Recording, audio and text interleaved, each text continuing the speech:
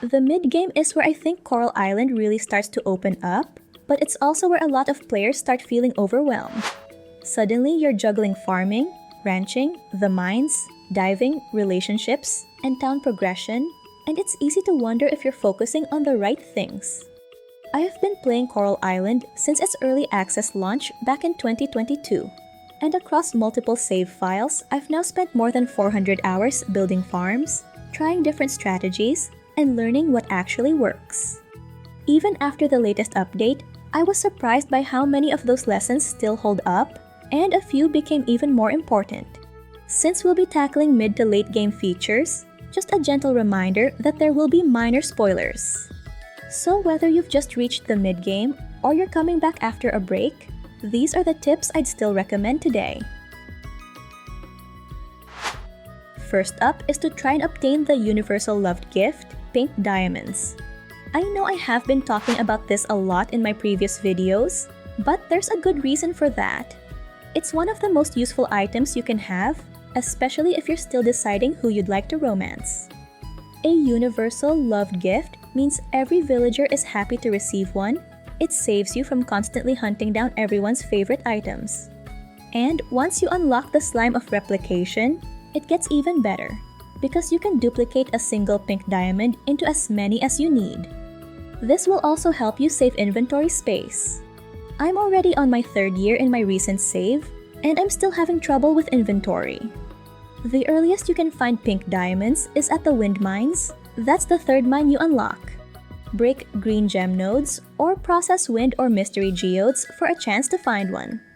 And starting from town rank E, there's also a small chance to get them from tourist bins. And yes, you can even find them at the raffle on New Year's. But if luck isn't on your side, there's one guaranteed way to get one. Complete the scavenger hunt during the Spooky Day Festival on Fall 28th, and you'll earn a pink diamond as a reward. So even if the mines haven't been kind to you, you can still count on having one before your 1st year comes to an end. Mid-game is also the time you're starting to earn more. And while you won't go wrong with artisan goods, they aren't all made equal. If you enjoy ranching, I'd recommend investing in goats as soon as you can. They unlock at town rank D, although you'll need to upgrade your barn to level 2 first. Once you start processing their milk, the profits add up. In particular, fermented goat cheese wheels became one of my favorite artisan goods because they sell for significantly more than regular cheese. And while the cows and chickens can produce golden or starlet products, processed goods will always sell better than raw items. Unfortunately, processing golden or starlet products doesn't create higher quality artisan goods. Instead, you simply get twice as many of the regular artisan items. So while the extra quantity is nice, goat cheese still comes out ahead when it comes to earning money. For farming, flowers are usually my go-to. I like turning them into honey and then aging that honey into mead. As a general rule, the more valuable the flower is, the more valuable the mead becomes. One flower that's especially worth looking forward to is the cactus flower. It unlocks at town rank B and grows during fall, and once you can turn it into mead, it becomes one of the best artisan products in the game. Now, fermented cheese wheels and meads require an aging barrel, which can be considered late mid-game because you can only learn the recipe to craft them by farming level 10. And depending on your playstyle, that might take a little while. Don't worry though, you'll get one free aging barrel from the mail once you reach farming level 8 as part of the farming challenge. While you're working toward those artisan setups, mining can still be one of the fastest ways to earn money. Once you unlock the fire mine, you'll start finding osmium ore, and if you enjoy mining, it's entirely possible to reach this mine by fall or even before the end of your first summer. And if you're planning a long mining session, don't overlook rope. Using it lets you skip down one floor instantly, making it much easier to reach checkpoint levels or deeper floors without spending extra stamina. You can craft rope starting at mining level 2 using 199 stones, which sounds expensive at first, but you'll naturally collect plenty of stone while mining. If crafting isn't your thing, you can also buy rope from the BOS shop for 1,000 coins each. It can be a worthwhile investment if you're trying to reach the lower levels quickly, especially in the savannah where the checkpoint is every 25 floors.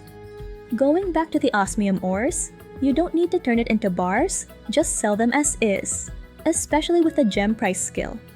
It sells for slightly more without the wait time and need for coal to process it. And if your goal is to earn money to make time for the more cozier features in the game, each mastery has skills that you can learn to increase the selling price.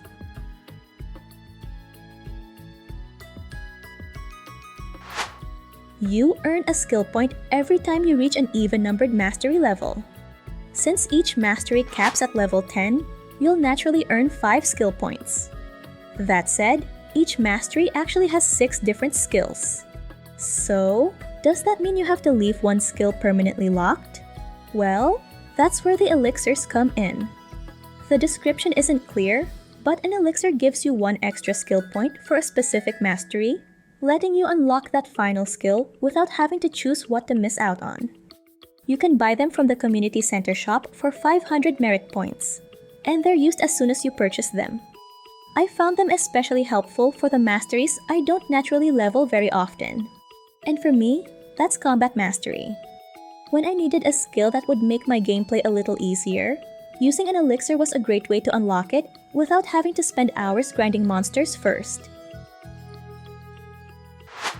Since I mostly play Coral Island in co-op, I was lucky that one of my friends actually enjoys combat a lot more than I do.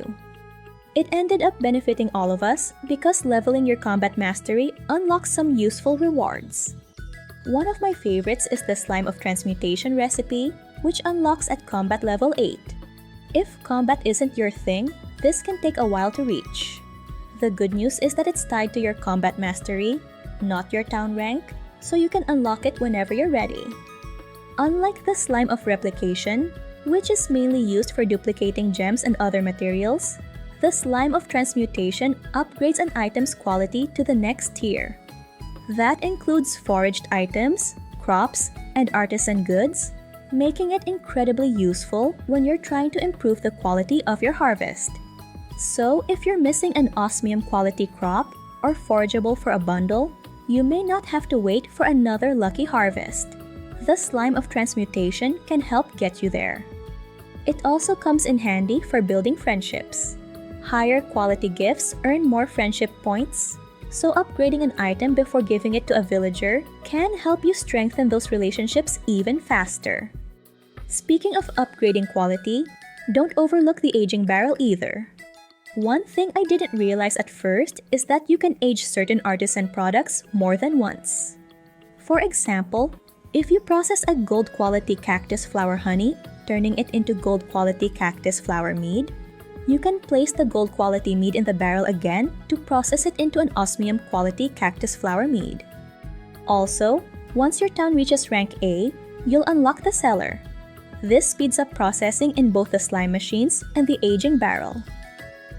And if this guide has already helped you discover something new, consider subscribing. I share practical tips like these for cozy farming and life sim games like Coral Island every week. We've mentioned cactus flowers a few times already, and unless you're really rushing your town rank, there's a good chance you won't reach town rank B until after mid-fall. Since cactus flowers take 13 days to grow, many players, including me, end up relying on the greenhouse to grow them later. Unfortunately, seasonal seeds don't become permanently available at the general store until you reach town rank A. So if you forgot to buy extra seeds before fall ended, you could be waiting quite a while. The community has been reminding me though that you can actually buy any unlocked seeds once you have a computer. The sturdy computer recipe will be available by town rank D at the laboratory for 40,000 coins and a handful of materials. It's definitely an investment, but one that's well worth working toward. After placing it on your farm, you can order from the island's shops without worrying about their opening hours. And even better, you can buy any seasonal seed you've already unlocked, regardless of the current season. That means if you forgot to stock up on seeds before the season changed, you don't necessarily have to wait until town rank A for the general store to carry them year-round.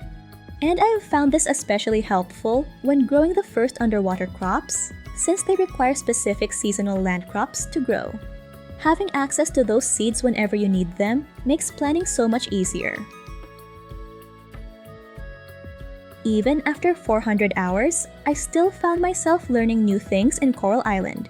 So if you're beginning a new save, the left video will help you avoid the beginner mistakes I repeated after restarting. And if you're more excited about building relationships, the right video covers the romance mistakes that can slow down your path to marriage.